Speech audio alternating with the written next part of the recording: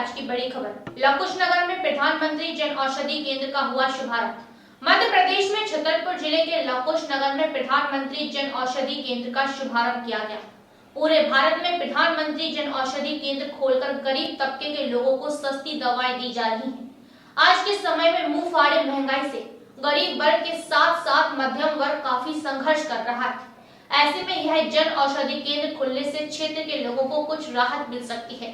वहीं अब डॉक्टरों को भी गरीब लोगों को जेनेरिक दवाई लिखनी होगी, जिससे यह वर्ग जेनेरिक औषधि केंद्र से सस्ती दवाएं ले सके। लवकुश नगर में पुराने बस स्टैंड के पास एडवोकेट राजेश विश्वकर्मा ने जन औषधि केंद्र खोला है, जहां पर लोगों को जेनेरिक दवाई सस्ते में मिलेगी। जो दवाइयां बाहर से 100 रुपए की मिलेगी, यह दवा औषधि केंद्र में 10 से 20 रुपए में ही मिल जाएगी। मोदी जी की बहुत ही महत्वाकांक्षी योजना है। इस योजना के तहत बहुत ही सस्ती दवाइयाँ उपलब्ध कराते हैं। जो नॉर्मल लोग हैं जिनको 100 रुपये की दवाई मिलती है, वो हमारे यहाँ 10 या 20 रुपये में आ जाती है। तो इससे आम जनता जो प्रॉपर स्वास्थ्य लाभ नहीं ले पाती है रुपए पैसों के अभाव में, उनको काफ़ी लाभ हुआ है। इसमें महिलाओं के सैनिटरी नैपकिन हाइजीन की उसमें देखें अपन तो महिलाओं के सैनिटरी नैपकिन जो आपका बाज़ार में 40-50 रुपए के आते हैं, हमारे यहाँ 4 रुपये में 1 रुपये का एक पड़ता है। तो काफ़ी सस्ता कर दिया है सारी चीज़ें कि आम जनता उसका लाभ ले पाए प्रॉपर वे में। अरे जो यहाँ लोग डॉक्टर को दिखाना जाते हैं सरकारी अस्पताल में, तो क्या वो पर्चे अपने यहाँ आएंगे दवा लेने?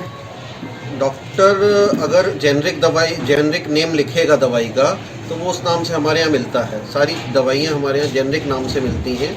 और जो भी दवा मॉलिक्यूल सेम रहते हैं, कंपनियाँ कोई भी बनाएं, मॉलिक्यूल तो लिमिटेड ही है, तो उन्हीं मॉलिक्यूल में वो हमारे यहाँ मॉलिक्यूल के नाम से मिलेगी सारी दवाइयाँ, कंपनी के नाम से नहीं मिलती। जैसे पेंटॉप डी के नाम से आती है एक पेंटाप्राजोल डोमपेरिडोन, हमारे यहाँ पेंटाप्राजोल डोमपेरिडोन के नाम से मॉलिक्यूल मिलेगा। वो बाज़ार में 100-110 रुपये का आता है, ये हमारे यहाँ 20 रुपये का है। इतना डिफरेंस है। काम बराबर करेगी। काम बराबर करेगी। पर्याप्त लोग स्वास्थ्य लाभ ले रहे हैं। हमारा एक जनौषधि छतरपुर में भी है।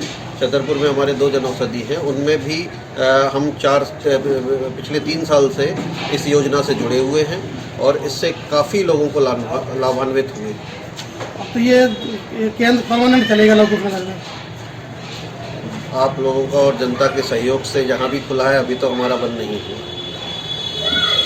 वकील साहब, आज ये शॉप खुली हुई, इस बारे में आप क्या कहना चाहेंगे?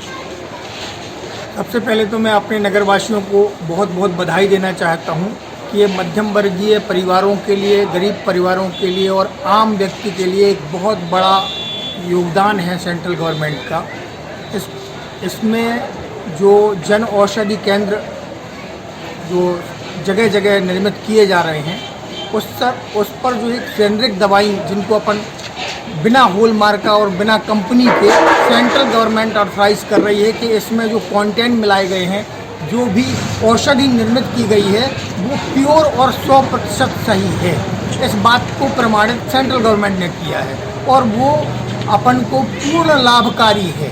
क्योंकि अगर देखा जाए तो मेडिकल लाइन में जो व्यक्ति बीमार होता है, तो उसको बीमार व्यक्ति से अन्यथा कई तरीके के लाभ मेडिकल लाइन करती है, अर्जित करती है।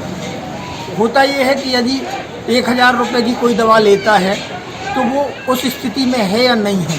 सही बात। लेकिन उसको मजबूरन उस 1000 रुपये का पे करना पड़ता है। इस ओर माननीय प्रधानमंत्री जी द्वारा विशेष ध्यान दिया गया और जेनेरिक दवाई के नाम से ये औषधि केंद्र जगह जगह निर्मित कराए गए और इनकी दवाओं में जो आम जनता को लाभ हो रहा है वो ये हो रहा है कि ये 80 से 90% कम है आम मार्केट के रेट के अनुसार।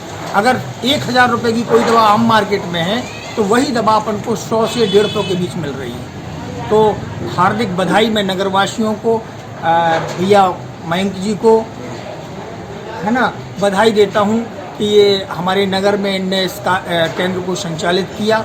और नगरवासियों से ये निवेदन करता हूँ कि आप जेनेरिक दवाइयों पर पूर्ण विश्वास निर्मित करें और इसका लाभ लें, आप, अपने पड़ोसियों का और सभी सहयोगी।